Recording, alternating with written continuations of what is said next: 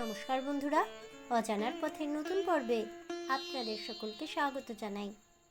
হিন্দু ধর্ম ও বৌদ্ধ ধর্ম সংস্কৃতিতে একটি গুরুত্বপূর্ণ উৎসব হলো বুদ্ধ পূর্ণিমা। এটি ভগবান বুদ্ধদেবের জন্মবার্ষিকী উপলক্ষে পালন করা হয় এবং বৌদ্ধ সম্প্রদায়ের বার্ষিক উৎসব এটি।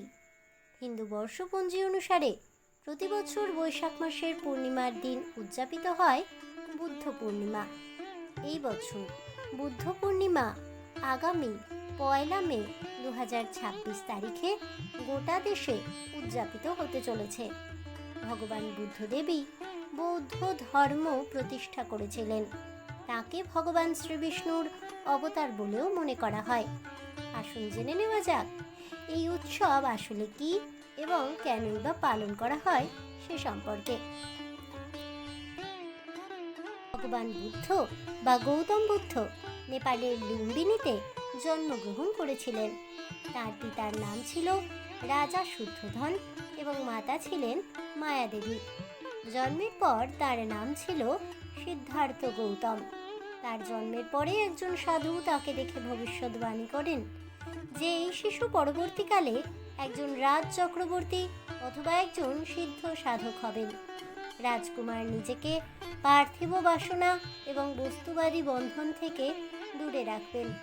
বৌদ্ধ পুঁথিগুলি অনুসারে পিতা শুদ্ধোধন তার জীবনে বিলাসিতার সমস্ত রকম ব্যবস্থা করা সত্ত্বেও সিদ্ধার্থ বস্তুগত ঐশ্বর্য যে জীবনের লক্ষ্য হতে পারে না তা উপলব্ধি করা শুরু করেন। কথিত আছে, মাত্র 29 বছর বয়সে রাজকুমার সিদ্ধার্থ প্রাসাদ থেকে কয়েকবার ভ্রমণে বেরোলে তিনি একজন বৃদ্ধ মানুষ, একজন অসুস্থ মানুষ, একজন মৃত মানুষ ও একজন সন্ন্যাসীকে দেখতে পান। এই দৃশ্যগুলি দেখে সিদ্ধার্থ তার রাজ জীবন ত্যাগ করে একজন সন্ন্যাসীর জীবনযাপনের সিদ্ধান্ত নেন। সিদ্ধার্থ এক রাত্রে তার পরিবারকে নিঃশব্দে বিদায় জানিয়ে রাজপ্রাসাদ ত্যাগ করেন। এরপর তিনি আধ্যাত্মিকতার পথে হাঁটেন এবং শীঘ্রই তিনি বিহারের বুদ্ধগয়াতে বোধি গাছের নিচে সত্য জ্ঞান অর্জন করেন। বুদ্ধ পূর্ণিমার দিন ভগবান বুদ্ধদেবের ভক্তেরা ভোরবেলা উঠে পবিত্র স্নান সেরে তার জন্মবার্ষিকী পালন করা শুরু করেন।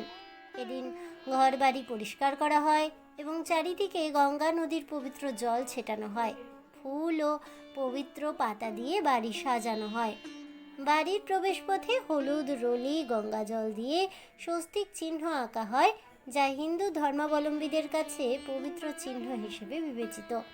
বৌদ্ধ ধর্মগ্রন্থ পাঠ করা হয় এবং বৌদ্ধ ধর্ম অনুসরণকারীরা এই দিনে বুদ্ধগয়াতে যান। বোধি গাছের উপাসনা করা হয়। রঙিন পুষ্পমালা গাছে বাঁধা হয়। ভক্তেরা গাছের গোড়ায় দুধ ও জল ঢালেন। ভক্তেরা বিশ্বাস করেন যে বুদ্ধ পূর্ণিমার দিন ভোরবেলা স্নান করলে সমস্ত পাপ থেকে মুক্তি পাওয়া যায় সহজে। এই দিনটিতে অনেকেই দান ধ্যান করেন। যারা দরিদ্র তাদেরকে খাওয়ানো হয় এই বিশেষ দিনে। প্রতি বছর এই দিনে বিশ্বের বিভিন্ন স্থান থেকে আসা প্রচুর ভক্তের সমাগম হয় বুদ্ধগয়ায়। বুদ্ধ পূর্ণিমা বা বৈশাখী পূর্ণিমা হল বৌদ্ধ ধর্মাবলম্বীদের পবিত্রতম উৎসব। এই পূর্ণোৎসব বৈশাখ মাসের পূর্ণিমা তিথিতে উদযাপিত হয় বলে একে বৈশাখী পূর্ণিমাও বলা হয়। বুদ্ধ পূর্ণিমা বা বৈশাখী পূর্ণিমা দিনটি বুদ্ধের ত্রিস্মৃতি বিজড়িত।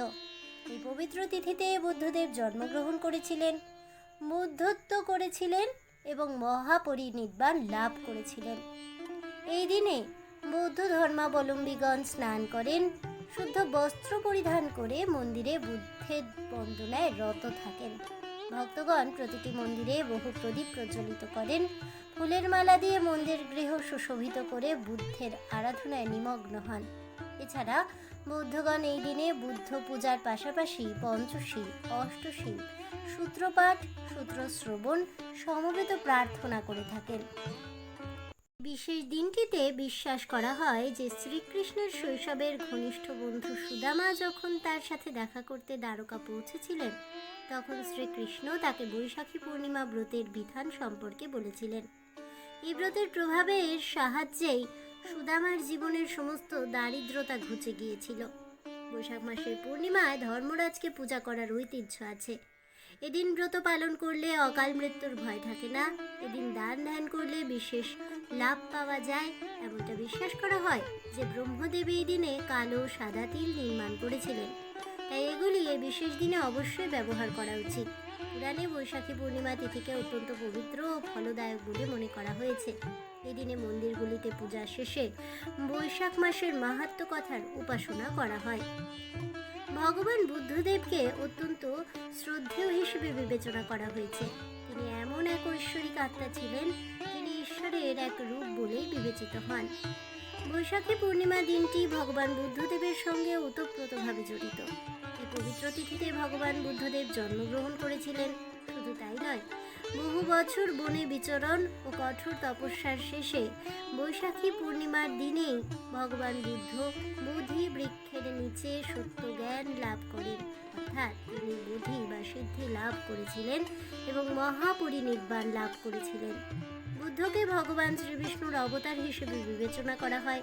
তাই কেবল বৌদ্ধ অনুসারীই নন, পাশাপাশি হিন্দু ভক্তেরাও তার শিক্ষাকে সম্পূর্ণ নিষ্ঠার সহিত অনুসরণ করেন। আজ এ পর্যন্তই। তাহলে বন্ধুরা, আমার আজকের এই ভিডিওটি শুনে কেমন লাগলো অবশ্যই আমাকে কমেন্টে জানাবেন। ভিডিওটি ভালো লেগে থাকলে লাইক শেয়ার করতে ভুলবেন না। আমার চ্যানেলের নতুন বন্ধু হয়ে থাকলে চ্যানেলটিকে সাবস্ক্রাইব করে দেবেন। পাশে থাকা বেল বাটনটি প্রেস করে রাখবেন নতুন ভিডিওর নোটিফিকেশন পাওয়ার জন্য। ফিরে আসছি পরবর্তী ভিডিও নিয়ে। ততক্ষণ সবাই ভালো থাকুন, সুস্থ থাকুন, আর অবশ্যই সঙ্গে থাকুন আর দেখতে থাকুন অজানার পথে।